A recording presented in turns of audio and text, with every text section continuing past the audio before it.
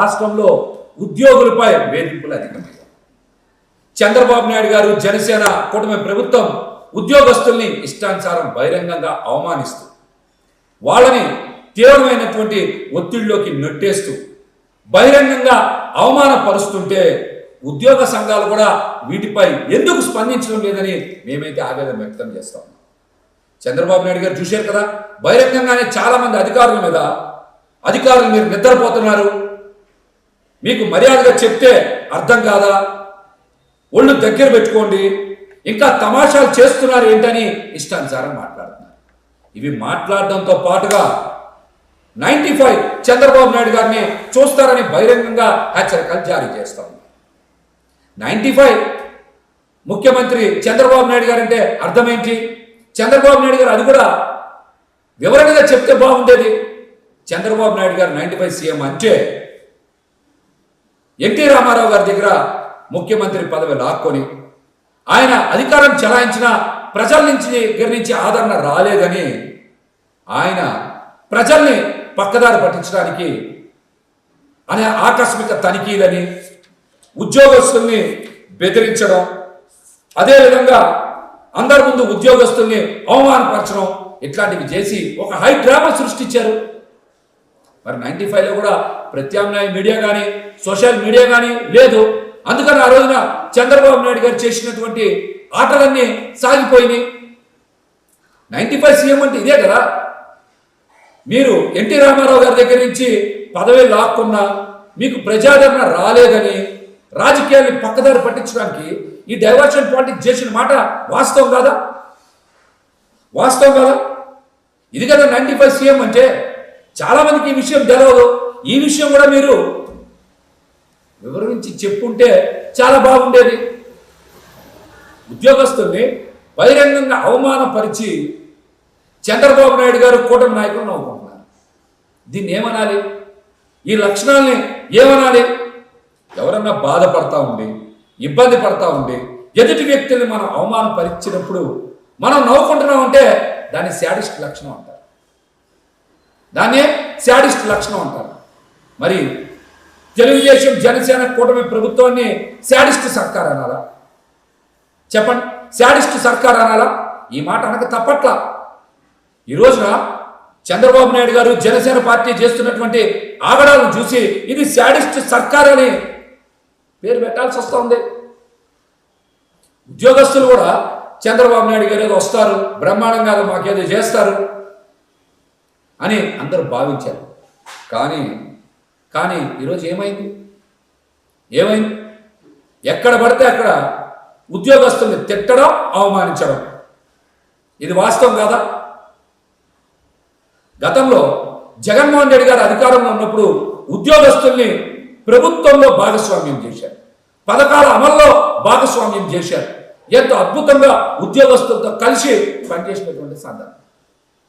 30 లక్షల ఇళ్ల పట్టాలు ఇచ్చారంటే దానికి ఉద్యోగస్తులందరూ కూడా సహకరించబట్టే అద్భుతంగా ఆ పథకాన్ని అమలు చేశారంటే ఉద్యోగస్తులు కూడా ప్రభుత్వంలో భాగస్వామ్యం అయ్యారు. ఆ రోజున జగన్మోహన్ రెడ్డి గారి ప్రభుత్వం కూడా ఉద్యోగస్తుల్ని భాగస్వామ్యం చేయబట్టే మంచి ఫలితాలు సాధించారు. ఈ రోజున ఉద్యోగస్తులు ఎక్కడ పడితే అక్కడ అవమానించారు. మీకు ఎక్కడైనా గౌరవం ఉందా? మీరు నమ్మారు, మోసపోయారు. ఇవాళ చంద్రబాబు నాయుడు గారు ఉద్యోగస్తులకి చొక్కాలు చూపిస్తా ఉన్నారు. మీ పరిస్థితి వల్ల ఎలా ఉందో తెలుసుగా మీకు. నేరేడు చెట్టు కోతి ముసలి కథలో కోతి మోసపోయినట్టు అయిపోయింది. అదేవిధంగా బంగారు కడియం పులి కథలో బాటసారి పులిని నమ్మినట్టు అయిపోయింది మీ పరిస్థితి అలాగైపోయింది. ఉద్యోగస్తులకి ఈ రోజున చొక్కలు చూపిస్తున్న మాట వాస్తవం. గత ప్రభుత్వంలో ఎప్పుడైనా సరే జగన్మోహన్ రెడ్డి గారు ఉద్యోగస్తులను టార్గెట్ చేశారా? ఎక్కడైనా వేధించారా? బహిరంగంగా ఎక్కడన్నా ఇబ్బంది పెట్టారా? వర్గాలుగా విడదీసిన వాతావరణం ఎక్కడన్నా ఉందా? ఇష్టం లేని వారి మీద రైట్స్ చేయించి దెబ్బ కొట్టేటువంటి తప్పుడు చంద్రబాబు గారి విధానం, సాంప్రదాయాలు ఎక్కడన్నా ఉన్నాయా? ఈ విషయాలన్నింటినీ కూడా ఉద్యోగస్తులు ఒకసారి మళ్ళీ గుర్తు తెచ్చుకోవాలి. ఉద్యోగస్తుల్ని వేధించి వెంటాడి సంఘటనలు చూసిన తర్వాత చాలామంది ఉద్యోగస్తులు బయట మాట్లాడుకుంటున్నారు. మనందరం అనవసరంగా నేరకపోయి బాబు పవన్ కళ్యాణ్ గారి కూటమిని మనం గెలిపించుకున్నాం, మనం తెచ్చుకున్నాం అనే తప్పుడు భావన ఈ రోజున ఒక ఇబ్బంది పడేటువంటి భావన వాళ్ళలో వచ్చేసింది. ఈరోజున వాళ్ళలో వచ్చేసింది. అదేవిధంగా మీరు చూస్తే గతంలో అనేక గణాంకాలు తీసుకోండి. దీని మీద ఎక్కడైనా సరే బహిరంగ చర్చకు కూడా మేము సిద్ధం. చంద్రబాబు నాయుడు గారు అధికారంలో ఉన్నప్పుడు, చంద్రబాబు నాయుడు గారు అధికారంలో లేనప్పుడు అభివృద్ధి సంక్షేమం చంద్రబాబు నాయుడు గారు అధికారంలో పాలనలో లేనప్పుడే చాలా బ్రహ్మాండంగా జరిగాయని గణాంకాలు అయితే వివరిస్తా ఉన్నాయి. దీని మీద ఎవరితో అయినా సరే బహిరంగ చర్చకు సిద్ధమని కూడా మేమైతే తెలియజేస్తున్నాం. మరి ఎంతో అనుభవం ఉంది, అద్భుతమైనటువంటి పాలన చేస్తారు, చంద్రబాబు గారిని చూసి నేర్చుకోవాలని చాలా మంది మాట్లాడుతూ ఉన్నారు. మరి చంద్రబాబు నాయుడు గారు కనీసం బడ్జెట్ ప్రవేశపెట్టలేకపోయారంటే ఆయన అనుభవం దేనికోసం, ఆయనకి దేంట్లో అనుభవం ఉంది, దీని మీద కూడా ఒకసారి ప్రజలు ఆలోచన చేయాలి. ఆయన్ని పొగిడేటువంటి వ్యక్తులు కూడా ఆలోచన చేయాలి. బడ్జెట్ ఎందుకు ప్రవేశపెట్టలేకపోయారు? ఇంద్రుడు చంద్రుడు పొగిడారు కదా, బడ్జెట్ ప్రవేశపెట్టలేనప్పుడు మీరు ఎందుకు మాట్లాడట్లా? దీని మీద ప్రజలు కూడా ప్రశ్నించాలి. రాష్ట్రంలో ఎర్ర బుక్ అనే ఒక ఎర్రి బుక్ని పట్టుకొని ఎవరిని పడితే వాళ్ళని వేధిస్తా ఉన్నారు ఇష్టానుసారం వేధిస్తా ఉన్నారు. ఉద్యోగస్తులనైతే వేటు వేస్తూ ఉన్నారు, ఎక్కడ పడితే అక్కడికి బదిలీలు చేస్తూ ఉన్నారు. గత ప్రభుత్వంలో ఇలా జరిగిందా? చెప్పండి, గత ప్రభుత్వంలో ఇలా జరిగిందా? ఆ ఎర్రి బుక్కను పట్టుకొని ఉద్యోగస్తుల్ని ఇష్టానుసారం వేధిస్తూ ఉన్నారు.